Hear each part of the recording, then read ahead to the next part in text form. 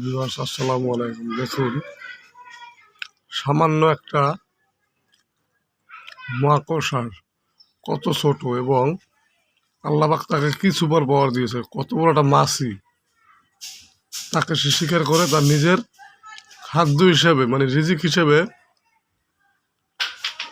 নিয়ে যাচ্ছে, এবং এই রিজিকই আল্লাহ তার জন্য বরাদ্দ করছে। অথচ মাছি কিন্তু উঠতে পারে, মাকড়সা কিন্তু উঠতে পারে না। যাই হোক, এটা আমার চোখে পড়ছে দেখে আমি ভিডিওটা বানালাম, এবং এটা দেখানোর জন্য আপনাদেরকে উৎসাহিত করলাম।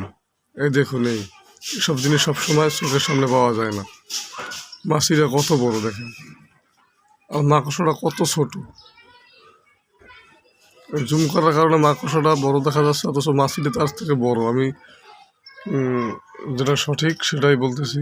এই যে দেখেন, এই লাফাচ্ছে মাকড়সা, ওকে নিয়ে যাচ্ছে ওর গন্তব্যস্থানে, যেটা নিয়ে ভালোভাবে খেতে পারবে। ঠিক আছে।